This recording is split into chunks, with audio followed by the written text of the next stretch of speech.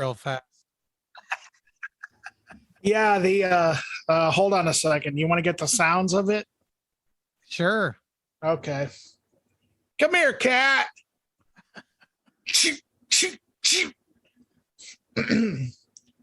There you go. What's going on now? Well, I was going to murder my cat. Oh, I thought that's how you called your cat. Shoot, shoot, shoot. No. That's the I sound murder- of murdering cats. I murder her with my mouth. Oh, wow. Murder mouth. Yeah, murder mouth, exactly. You ever heard of that? It's a real thing that I suffer from, murder mouth. Yeah. Yeah. It's quite, how do they quite the diagnose condition. that? I went into the office one day, Eric, and I said, Yeah. hey, I like to murder people with my mouth. And they said, well, you have murder mouth.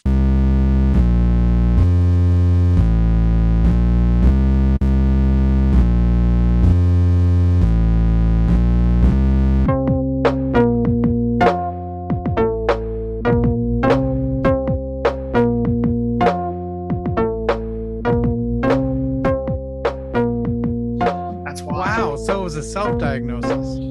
Well, I didn't diagnose it. The other people at the office did. Oh, so you didn't actually know it was like a condition. It was No, I didn't know it was a condition. something that was happening to you. Exactly. Something was happening. They were just like, you know what? You have murder mouth. I'm like, oh, that's what's been going on all these years. It happens. It really does. Hey, do I sound all right? Yeah, you sound all right. Okay. Yeah. Do I? Yeah, you sound great, Eric. Oh, thanks. Absolutely. Well, the reason why I was asking is because my what was that? That was me feeling good about myself. I have the mic placed in a slightly different position than I usually do. Sound great. Yeah, how have you been? We haven't talked for almost 12 hours. Oh, I don't know, Eric. I've been doing pretty good. Good. We had a good band practice Saturday, and oh yeah, that was really good. Yeah, but I figured something out. Man, I'll tell you what, standing for that long, it kills me now. I was hurting. Like, punk rock is so awesome, and it felt awesome to practice for that long. Yeah. Until we were done practicing. Mm-hmm. Then when you're done practicing, it's not so awesome. Yeah. But my whole thing is keep practicing. Yeah. Eventually you'll get good at it. I mean, I never what have, they say. but yeah. I've never seen it work out, but same here. Like, people are good at things. That's undeniable. Mm-hmm. And apparently the way they got there was to practice. Yeah. Hone their craft or whatever. I don't know. No, I learned 5 chords on the guitar in my life. And I mean, honestly, I only needed to know a power chord and I can move it wherever I want. So practicing, I don't know. It's more like experimenting, that's where the real talent comes from. Experimenting. Yeah. Yeah. Like, what if I play this really shitty note? Oh, sounds bad. Glad I figured that out. I won't play that shitty note again. See how much better I am. Right? I was thinking about this yesterday, actually, about how, because after we had the conversation on the last episode with the unblessed rest of us, and they kind of talked about their sort of like beginnings, their musical history leading up to like what they're doing now. And I started thinking about like in 5th grade, I got my first guitar, like for Christmas that year. And I had no idea how to play it, but I still plugged it in and I still recorded albums on a little, like I called them records, on like a little, like cassette, like Walkman that had a record option. I started thinking about it and I'm like, I actually did not even know what a chord was on the guitar. I did not know how to play anything until probably about 7th or 8th grade on the guitar. So for 2 years, I was constantly recording myself playing the guitar, not knowing how to play. And I'm like, man, what I wouldn't give to actually just find one of those tapes so I could hear what I was doing on the guitar, like how it, like I can't even comprehend how I was even playing the guitar back then, you know? Yeah. You should try to find them and then re-record them. Oh, they're I mean, release them. Try to make them as bad as they were. Yeah. As you know, I'm a historian when it comes to like people's, every guest that we have on, I'm always like, yeah, hey, what'd you do when you were younger? Yeah. You know, and it's what's your biggest regret in life? Well, because I'm always interested in hearing like people's histories with music, because everyone's got a different story to tell when it comes to that. Yeah, they sure do. Yeah. You know, I just always find that really interesting. But everyone except me, I should say, my story is not interesting. I think the murder mouth condition is far more interesting than my musical condition. Musical mouth? Yeah, musical mouth. I've got musical mouth. Yeah, did I tell you about that too? I've got both murder mouth and musical mouth. Wow. Now that one's a self-diagnosis. I see. The musical mouth. Yeah, completely. Everybody else is like, nah, you don't have musical mouth, Dan. Have you heard your mouth when you sing? If I had a mouth like that, I'd be murdering folks. Yeah, so I guess we should probably actually officially get this started, shouldn't we? Yeah, let's get the old party started. I guess. Let's get the old thing started. Get it all dusted off. Yeah. Let's get the old engine running. Let's get the dust off the bottle. Greetings, citizens of Earth. Welcome to Accelerativ Thrust. I'm Dan. And I'm David Lee Murphy. And today we're going to talk to you about repairing trucks and engines and all the great stuff. Yeah, welcome to the car guys. About automobiles and sometimes fireworks. Yeah. Although they made them illegal for some reason until the 4th of July time. So we're going to hold off on that. Yeah, if you'd like to listen to us, though, we are on Spotify and we are on Content Made Right, and we're on Transistor. And yeah, we're on Amazon and all these other places where you can listen to podcasts. We're out there. Yep, we're out there. And no, we really don't talk about cars very much on this show. Although we have talked about cars in the context of like, you mentioned that you had one that would only like, you could only drive fast in it when you're listening to Rob Zombie. That is absolutely true. I had a like 66 Dodge Seneca that could only get over 55 miles an hour if I listened to Rob Zombie. So, yeah, also, I suppose I should also mention that if you would like us to review your band or anything like that, well, this here's free publicity. So, you know, let us know, man. We're on the platforms known as the Insta and known as the FB. You know, the Facebook and the Instagram. Oh, I thought the FB was that station that had all the not very good shows on it in the 90s. That was the WB. Oh yeah, the WB. Yeah. Oh my God. Yeah, we're really doing something right now, aren't we? Blown this episode. We haven't even done anything yet. I am so thing. You know, I am so thankful that our listeners just put up with us. Like, well, I mean, who knows how much of this they're going to hear? It depends on how things that's go true. From here. If it stays like it is, they'll probably hear all this. If it gets better, then they'll just hear the good stuff. Like, they really need to stick to one episode a week, man. I can't. I don't know how much more of this shit I'm loose today. Like, come on, they're not nervous at all. They don't give a shit. Speaking of being not nervous at all, that's a perfect segue into our news story about Farrah Abraham. Oh, Christ. You know what? Here's the deal. We have talked about Farrah Abraham a lot on here, but the thing is, I keep editing it out. Yeah. Because I don't really want to fight with Farrah Abraham. I think it's stupid. I agree. The whole situation is dumb as hell, but we need to just talk about it and clear the air. But let's talk about the news story first. Okay. We're gonna. I want to talk about it. I want to get it out there. Okay. All right. I All want right. it to be known. This is a challenge to you, Farrah. This is it. This is it. All right. First, we're going to talk about your poop, though. Apparently, she is selling jars of poop online now or something, like Well, her own fecal famous matter.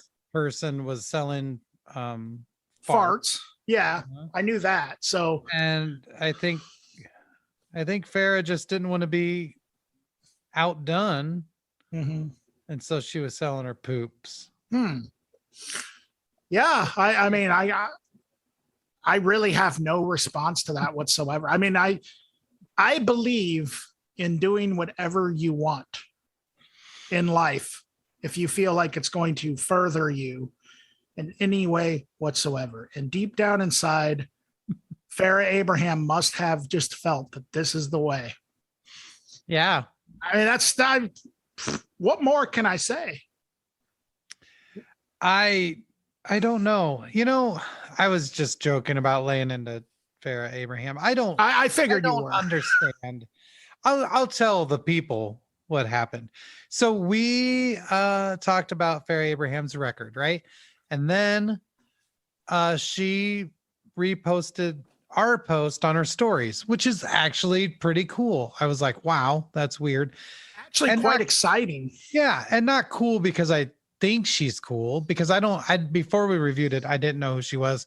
And even after we reviewed it, I didn't really care who she was, if that makes sense. Not in a negative way, just I don't know anything about this stuff. So yeah, I reached out to her to see if she would give us an interview because I thought that'd be cool. She's from Iowa, makes perfect sense. She was like, yeah, let's do it. Just email for scheduling. And we scheduled it. We had it all set up. Dan and I were on the Zoom, and then she stood us up because she was too busy pooping in jars. Wasn't there like a couple of other, like, first of all, wasn't it actually her publicist that got back to you, not her herself? Yeah. And then like the way that it was worded was like something along the line, let's it wasn't necessarily let's do the interview, but it almost seemed like the way that it was worded was like when we said like Zoom, it was almost like that was like either an inconvenience to them or something, or it was like they just didn't want to use Zoom for whatever reason. I think they probably just forgot, or just were like, I actually have better things. Don't really care than talk to these dorks. Right.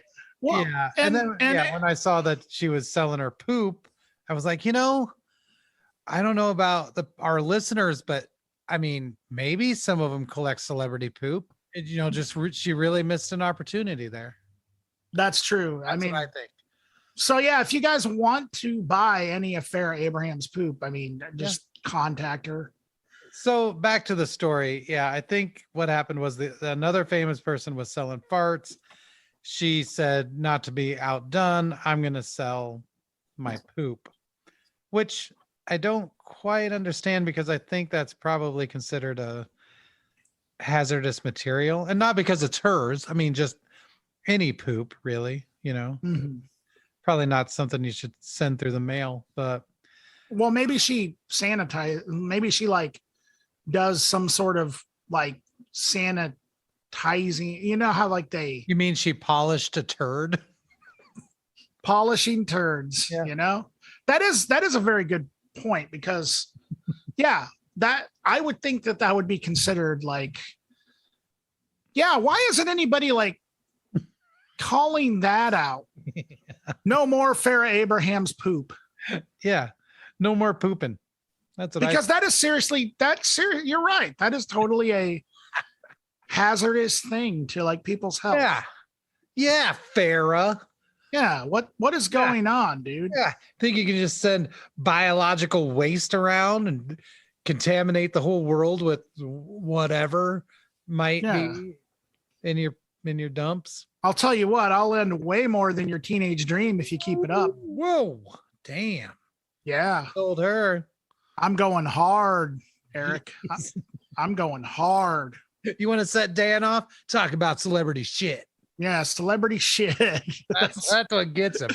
Celebrity shit. Oh, dang. I just went out of the mailbox and there was some celebrity shit in there. Let's do that. Do what? I don't know. Let's sanitize that shit. Jar it up. Oh, my God. Tell it like tomato sauce. Whoa. Yeah, it's disgusting. I just actually thought about the shit. I don't want to talk about it anymore. It's gross. Yeah, it's done. But in other news, Morrissey's still a jerk. Yeah, there he is. Jerk. All right, you want to review some records now? Well, let's tell him specifically why. Oh, okay. I didn't even. Well, I did look at the article, but I forgot. Why is Morrissey a jerk again? Yeah, Johnny Marr gave an interview, said something about Morrissey, and Morrissey wrote him a letter asking him to never mention his name again and never talk about him again. He basically said, we knew each other a long time ago and we didn't even know each other that well. And you just talk about me to further your career, and please just never talk about me again. So, yeah.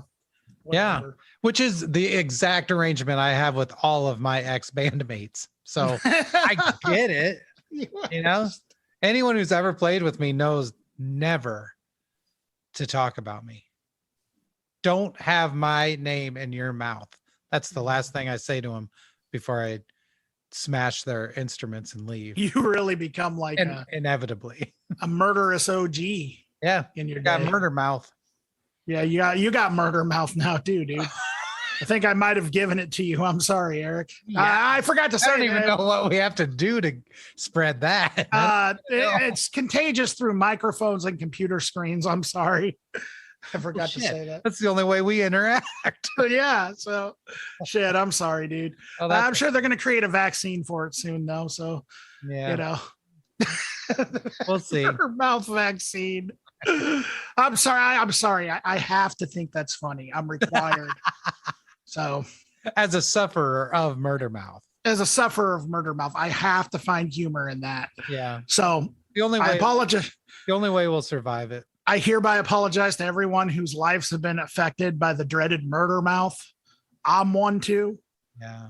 So you can't say that I'm like being insensitive. So sorry, everybody. Fuck them. Let's get to these records. Oh, yeah, let's get to records. Well, the pick that I have for this week is from a group called Bark. The name of the record is Purple Pigment. Now, I have to make a confession. I actually know nothing about this band other than the fact that they are awesome. I've started doing this thing. You're probably going to actually start seeing some of my picks being like sort of these, I guess, artists that are a little lesser known than some of my previous picks, because I've actually been really just digging deep into the trenches of Bandcamp lately, Erik. And I've really been doing like specific genre searches. I don't know what kind of got into me, but I think it was just listing off all of these great records that came out of 2021 and then realizing that there's just so much more out there that I could have heard. Yeah. And so I was like, I decided I was going to just go ahead and take advantage of this great thing called Bandcamp. And so one of the tags that I searched was like acid punk. And this came up and immediately just caught my eye, which is totally fitting because the cover is literally like an eye, like in the center with this like purple pigment. Mm-hmm. And this is seriously one of the best things I've heard in a long time in heavy music. I absolutely love this. It is noisy and sludgy and just punk rock as hell. There's a lot of reverb on everything and delays. And it's really a lot of kind of what you would expect from, like, I guess what is labeled as acid punk or psychedelic punk. But I think there's a lot of stuff going on here as well outside of just that. Like, the vocals to me actually sound like Jimi Hendrix if he was singing hardcore. And the music sounds like Jimi Hendrix if he was playing hardcore, like, at times. And it's, which is actually kind of hilarious because they have a song called Hendrix 9999. So I'm assuming they probably there probably is some Hendrix worship, which there should be, because everyone should really dig Hendrix, if you ask me. If you're playing heavy music, I love Hendrix. Some of it gets really sludgy though. Like, some of it is almost metal. Some of it can almost be like doom metal, like very, at times, Electric Wizard-esque or something like that. Overall, I think it kind of reminds me of like the early Amphetamine Reptile records bands. Like, I hear, some Unsane, early Today Is the Day going on a little bit. There was a band that Jay Mascis was involved with called Upside Down Cross. I hear a lot of that in this going on as well. And also, I mean, like stuff like Void and things like that, which that was an early review that we did, was the Void Faith split. And, maybe a little bit of stuff like the Melvins, like it gets a little experimental, but at the heart of it, it's just a really well constructed noise rock album, I think, and very wild. It's just totally wild. And I love it. I love that music is still being made like this in this day and age. I don't know. I think this is just one of the most exciting heavy rock records I've heard in a long time. I think if you're a fan of, any of the groups that I mentioned, also if you're kind of a fan of like 70s psychedelic, like metal, I don't know, like something like Cream or something comes to mind at times, like just sort of the fuzzy bass tone of something like that. Even like elements of like something like the Who, like I mentioned Hendrix, there's some of that kind of going on. And another reference point I would throw in is like Black Flag's My War. Like there's a lot of like, because this isn't really fast punk. It is at times, but it's also very slowed down and very, there are times where I will caution, I feel like just the production and maybe even the tempo of some of the songs might test certain listeners' patience. I think it's awesome. And overall, if you're into this kind of stuff, if you're into noisy punk, psychedelic inspired stuff, I think this is the album for you. What did you think, Erik? I think we had slightly different experiences with it. I agree with everything you said too, but I did hear some other elements in there too. It sounded to me, like you said, kind of just like a heavy psych punk kind of thing. I felt it was super grungy at times too, like even elements of like Sonic Youth. Like if you were to take the vocals out, you would have some moments like where like the noisier feedback based strong bass line kind of sound. Absolutely. But also that reminds me of like Jesus Lizard a lot. Oh, absolutely. I think more than any other band, that's who this reminded me of. But it did also remind me of like Cop Shoot Cop, Butthole Surfers, Unsane I also had on there.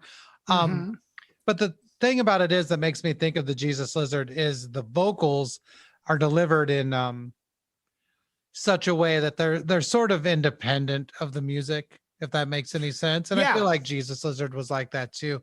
And actually the Butthole Surfers are that way sometimes as well, especially like if you think of maybe like the opening track to Hairway to Steven, that kind of stuff. And so I really liked it. I like that kind of stuff. I like the music a lot. The vocal effects, though, sort of became an issue for me. The reason is because, and I've been in bands where a person uses the same vocal effect on every song, and the feeling of it can be like, well, it just becomes another instrument or whatever. That's just what part of what this band sounds like. And I get that. Right. But at the same time, it literally never varies. It is the vocal sound for every utterance made through the whole record. And the thing about it is it's like a phaser and maybe a ring modulator, but what it does is it adds this formant um filter element to the whole thing. And what a formant filter does is basically shapes a sound into like a sound that sounds like a voice. Right. But the result in this case is that it sounds a little slowed down, and it ends up sounding really ween-ish to me. You know, it's got that Fat Lenny sound to it, you know, like Yeah. Fat Lenny's gonna lick Bob, like that.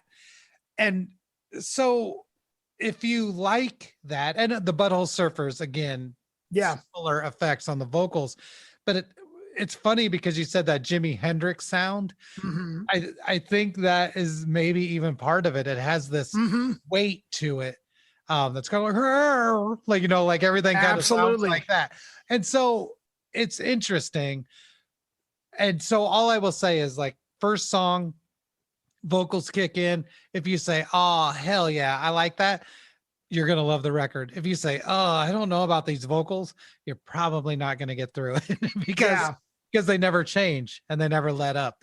But I mean, it does what it does, and it does have a specific feeling about it, and Mhm. it does have energy, and it's cool. So I don't want it to Yeah. sound like I think it was a slog to get through. It's just yeah, that's a heavy element of it. So if you like it, you like it. It's a fairly challenging listening. Yeah. Yeah. And yeah, so taking that from fairly challenging to outrageously challenging is my choice. You're not lying about this one, Erik. This record is by a band called Krallice. It's called Demonic Wealth. Came out last year, and it just barely didn't get on my end of the year top records. I don't have a reason for that. I just felt like the other records were slightly more listenable than this one, which you know, plays into it a little bit. It's a consideration when you're making a list or whatever. Um, but yeah, so Krallice, I've only heard a little bit of Krallice in the past. And the reason is because I wasn't that surprised by it. I didn't think it was that interesting. Uh, they have a lot of records out, and they've been out for a long time.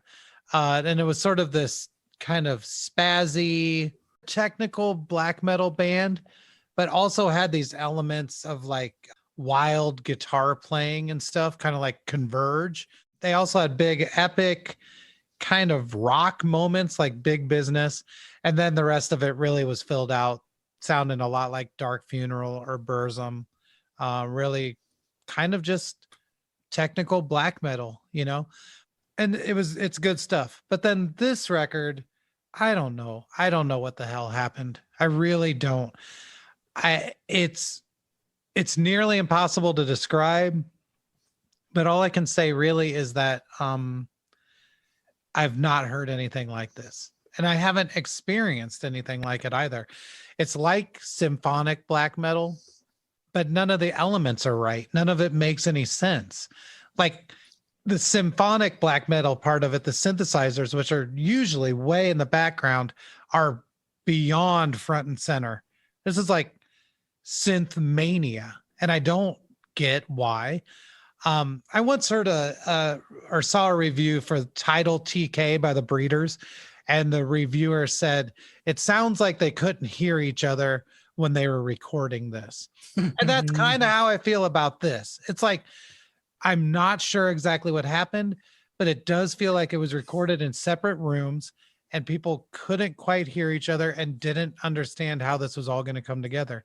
And all this sounds like I'm putting it down, but it ends up just being amazing. Like the sounds and parts float into the song, they float out of the mix, they cut in super hard, they just fade away, never to be heard from again. Like I said, the synths are cool. They're like orchestral pad synth sounds for the most part, which you would expect from black metal, but a lot of it's not that. A lot of it is like actual synthesizers, and I don't know why. The rhythm guitars are so buried and so brutally heavy that a lot of times they come off as just like white noise. It doesn't make any sense. The vocals, they're not conveying anything because you can't make them out. It's like they're just this source of brutality and visceral expression. I don't know. It's really wild shit. I don't know how to describe any of this. It's one of the strangest and most interesting metal records I've heard probably ever. I'll say in a long time to avoid being hyperbolic. And I think the reason is it's mostly because it's not, I don't think they're trying to be weird. None of this comes off to me as, oh, this will really freak people out. It's more like it's coming from some ethereal, spectral, unknown place, and you just feel immersed in this wildness of the whole thing. And I think it just comes from not wanting to be bound by any conventions. And so how we got to this from the other records, I have no idea. I would love to know who recorded this, mixed it, what happened. Maybe I'll do all that research.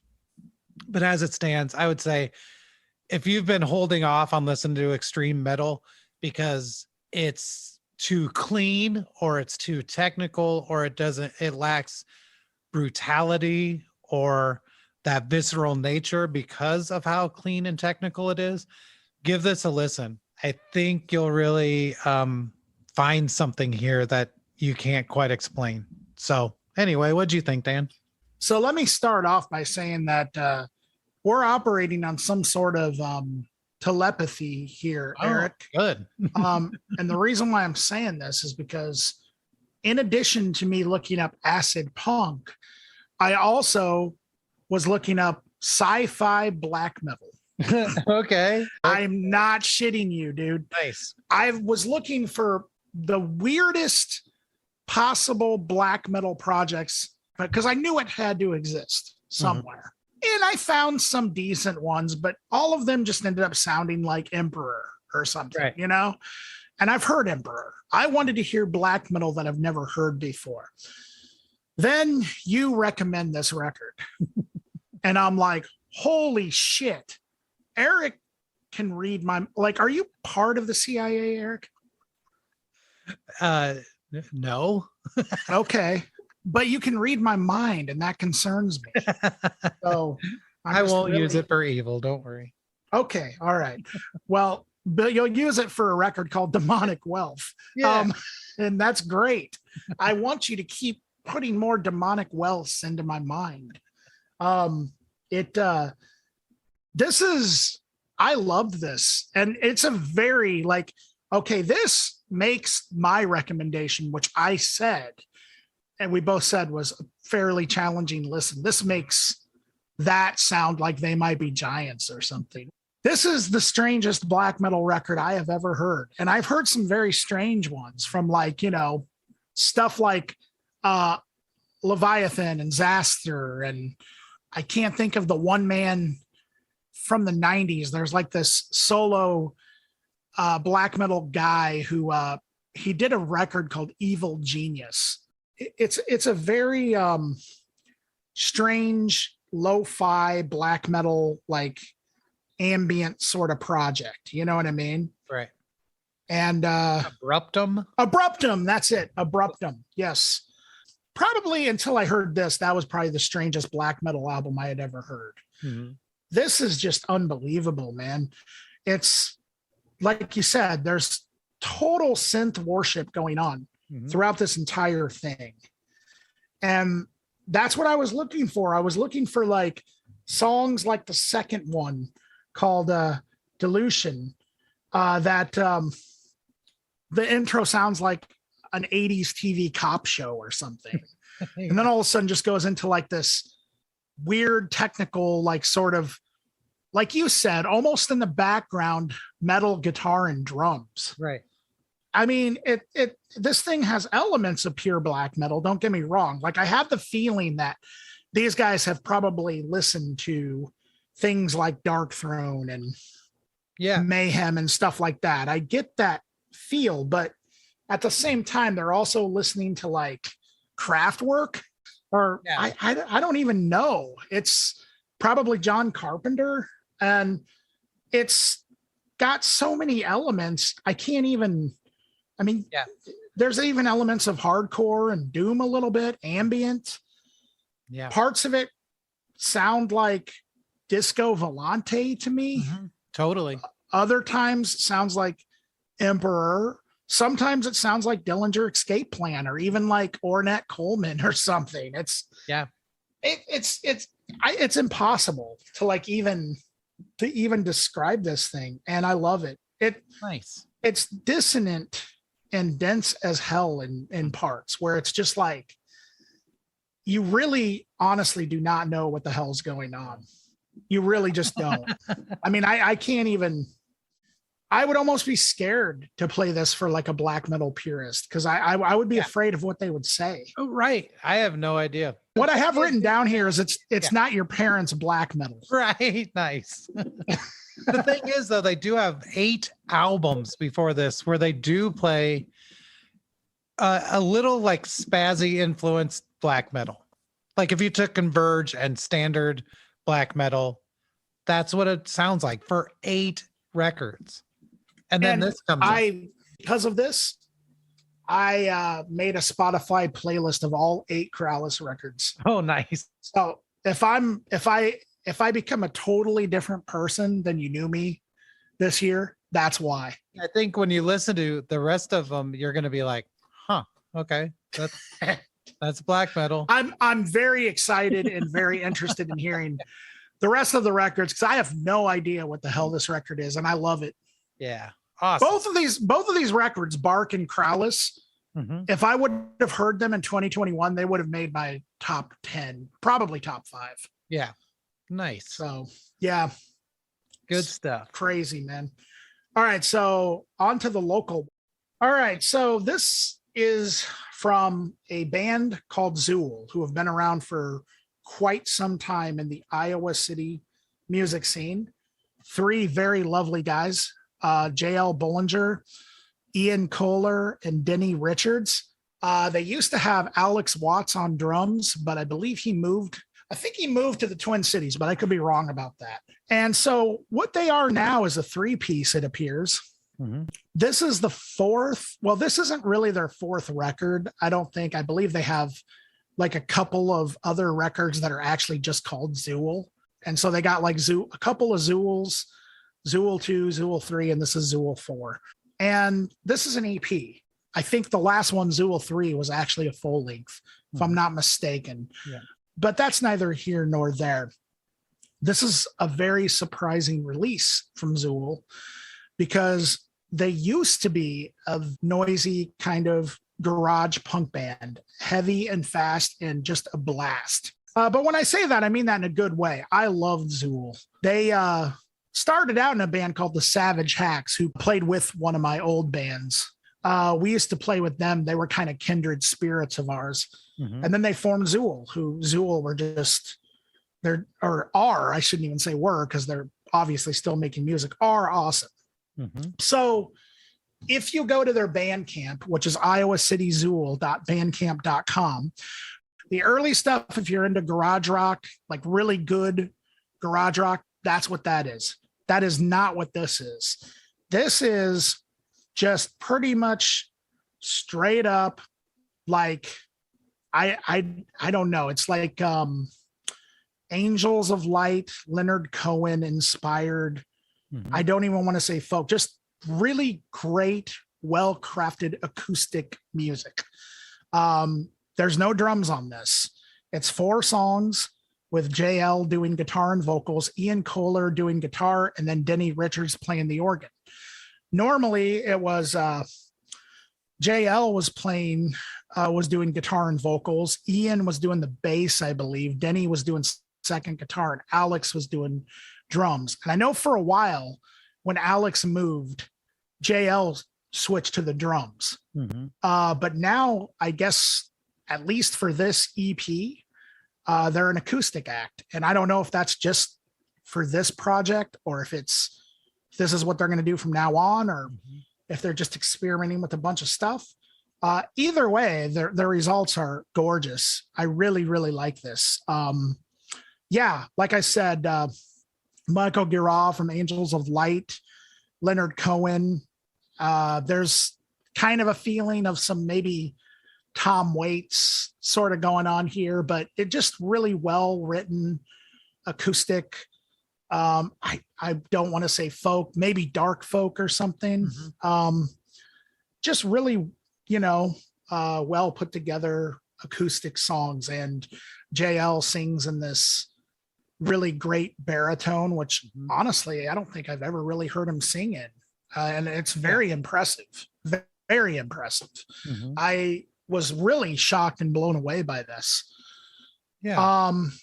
I don't know if they plan on playing live in this setting. I hope so, because I would love to see their live setup like this, because it seems like a very simple yet very powerful and effective way.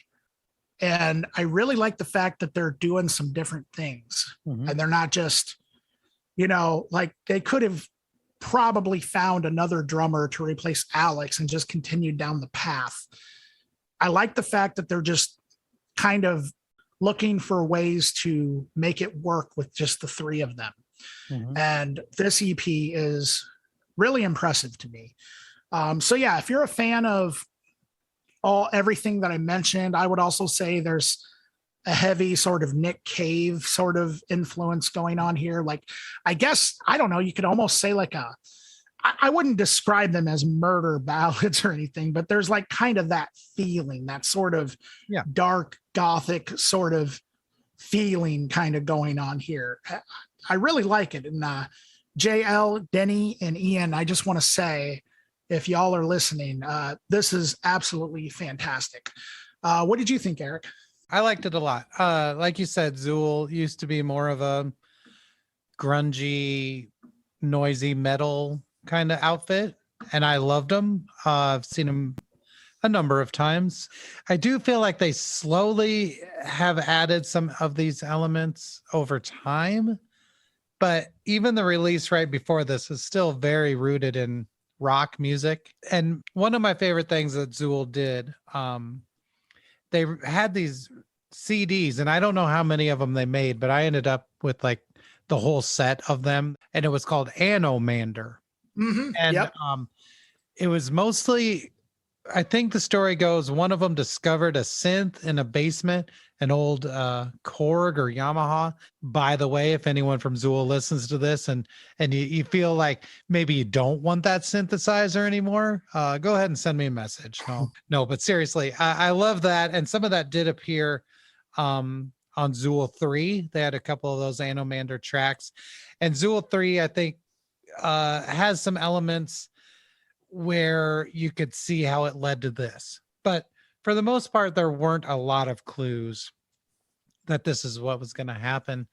And so I was really pretty surprised by it. But I really liked it a lot too. Like you said, JL's voice is really cool. Like, that's how he talks. He has an impossibly low voice. Absolutely. But I don't know if I've heard him sing with it before. So that was really cool. And it is an amazing baritone. I like how I don't want to say ambient, because that is not the right word. I like the ambience of the songs. I like the environment that they create. I like how the songs take their time. They let you live in them for a little while. They don't rush. They don't try to be clever or poppy or anything like that. And it does come off as very gloomy and pensive and a little bit morose, like a little sorrowful. which brought to mind, Swans, Leonard Cohen, that kind of thing.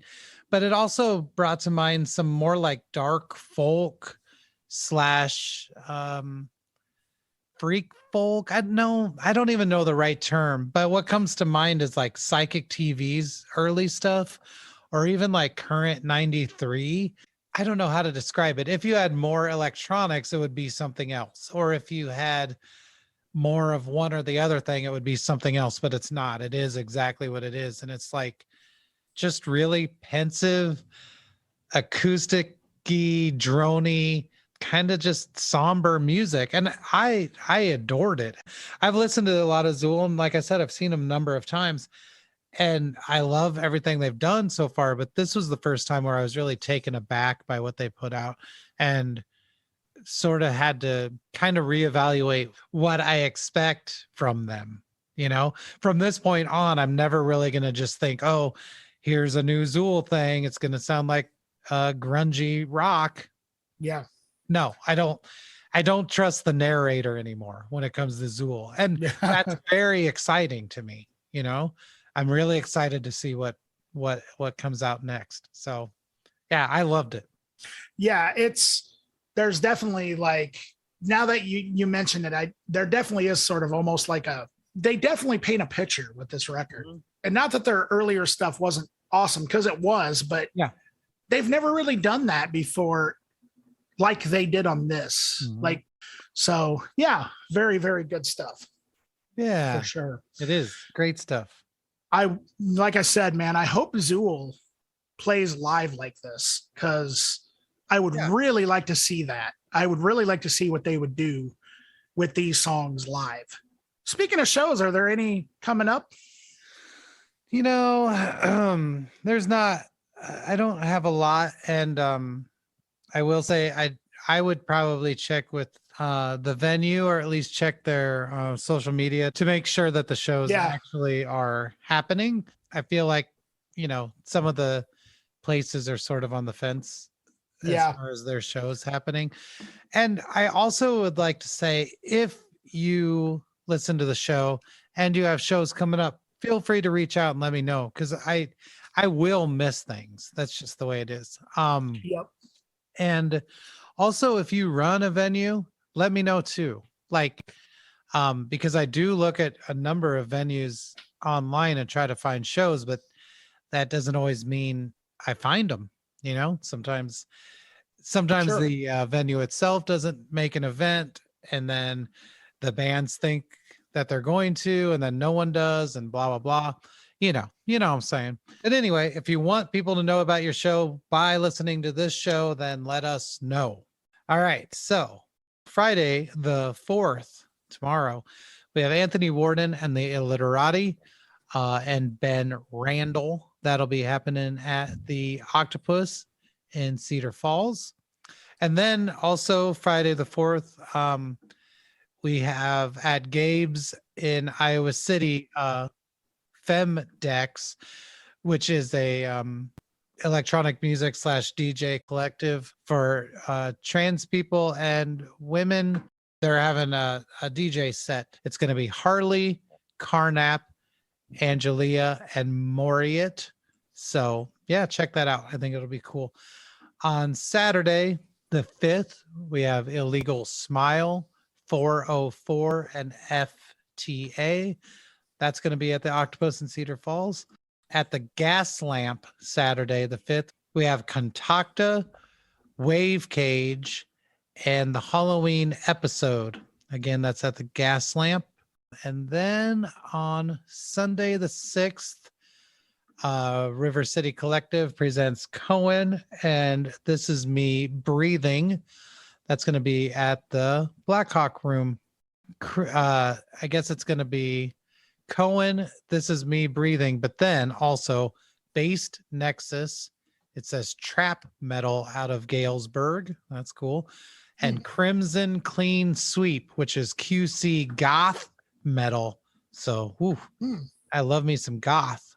Yeah. I guess goth metal as well. It says plus more TBA. So I don't know. Go get your money's worth. Yeah. At that show. And then Thursday, I'll tell you about this now. Thursday the 10th, because I don't want to tell you on Thursday the 10th and have you be like, Sure. I only have one day to get ready. So Thursday the 10th at Lefty's Live Music, you have the Casualties, No Coast Criminals, Traffic Death, and Americature. So that should be pretty cool. And that's all I could really find. So, like I said, if you have shows, you have a venue, reach out, let me know, send me a list, and I will talk about every single show. That's about it, though. Sounds like a few really good ones going on there, though. Couple. Yeah. I would be interested in hearing the Quad City Gothic metal band. Yeah, me too. For sure. Yeah. Crimson Clean Sweep. Crimson Clean Sweep. I remember there was a band from the 90s called the Crimson Curse. Oh. That had members of, well, Justin from the Locust was in that. Oh. Yeah. So that was a long, long time ago. I like the name I like that word crimson. I don't know why. Cool. Crimson and Clover. Crimson. Yeah. Great record, by the way. It is. It is. King Crimson. They have some pretty good records. Crimson Tide. Crimson Tide. Yeah. Hunt for Red October. Yeah. Hunt for Red October. Farrah Abraham. Yeah. Oh, God. I think maybe we're done with her. Yeah, we're done. We got it out of our system. The adult dream ended, like man. Poop. My adult dream ended. My adult dream. Shit. Yeah. I haven't had one since I was a teenager. Ironically enough, I haven't had an adult dream since I was a yeah. Now it's like the teenage dream. I'm living my teenage dream now. You know, I got my own room in my house. Yeah. Yeah. I'm talking on the computer all the time. Yeah. It's like this is as good as it can possibly get. Yeah, that's it, man. 41 years old. Yeah. Oh, I'm glad you're all here with us. I would actually like to do a little bit of shameless self-promotion. So tomorrow, I'm actually going to be releasing the first single from my new solo project. Cool. On Bandcamp. And it's called Sidekicks, but it's spelled all stylized like. You can find the link to that and everything on my Instagram. There you go. What is your Instagram? My Instagram is Daniel Edwin Orr. There you go. So check that out if you guys want. Nice. It's free. It's free. I mean, yep. I'm going to let you pay what you want. So if you want to give me $100 for it, please do. There you go. Yeah. Yeah. But you can get it for free, right? You can get it for free. Yes. I'm going to pay somewhere between free and $100. All right. That sounds good. 95, maybe. No, probably not. I mean, I don't have $100. Right. I don't either. Who does? Yeah, who has $100 besides like rich politicians? I don't even know. Yeah, the 1%. Yeah, the 1%. Not even the motorcycle gang. 1%. Yeah, not the motorcycle gangs. The motorcycle gangs are even becoming known as the middle class these days. Wouldn't it be cool if the billionaires started to wear the 1% patch that motorcycle gang guys wear? Like on their lapel or something? Oh, that'd be cool. That'd be funny if like at the next like presidential speech, Biden's wearing like a leather jacket. He like pulls up. He's wearing a cut. He's wearing a cut. He gets up. He's like patches all over it. If you can read this patch, you're too close. They're like asking him questions about the country and all this stuff and inflation. And he's all like, Motorhead didn't care about inflation. Yeah. Well, probably not. No, probably not. I mean, did Lemmy care about it? Amphetamines went up. I guess. Yeah, I was gonna say, like, did Lemmy care about anything? I mean, there's actual footage of him like drinking like out of a bottle of a whole bottle of Jack Daniels while taking his blood pressure medication. I mean, like, seriously, it's just like, and we're surprised that he died of liver failure in his apartment. Like, were people surprised? Really? I mean, I doubt it, but if you were, then, you know, actually, I guess I would be. Even Ozzy Osbourne was like, yeah, I'm surprised he's even still alive. And that's Ozzy Osbourne. Right. Yeah. Ozzy Osbourne has no right to tell anybody that he's surprised they're still alive. Yeah, he should probably watch Being Surprised. He'll be next. Yeah, exactly. One good shock. Something is allowing somebody to not kill. Everything cannot kill Ozzy Osbourne for some reason. He's still alive. It's like Keith Richards. Yeah, they must not have completed what they're brought to Earth to do. Yeah, there's something that they need to complete. Somehow Keith Richards has unfinished business. Yeah, Keith Richards has unfinished business. Oh, man. So anyway, yeah, this is probably where we should end it. Yeah. Honestly. Yeah. We've talked for a couple hours now. Yeah, we have to have something we can use. We have to have something we can use. Ladies and gentlemen, that's the end of the podcast. That's our motto. We have to have something we can fucking use. Jeez. Well, you guys all have a great week. Okay. Have a good time. Have a good time. And, we'll see you next week on this podcast. Yeah. For an interview. We're going to be interviewing All the World is Kayfabe. Yeah. We're excited. It's a mystery. What's going to happen? It's going to be a mystery, and we're here for it, ladies and gentlemen. We're here for it. It's going to be a wild time, I think. So tune in. All right. Sucker. You all have a great day. Bye. Bye. Huh. Okay. That's black metal.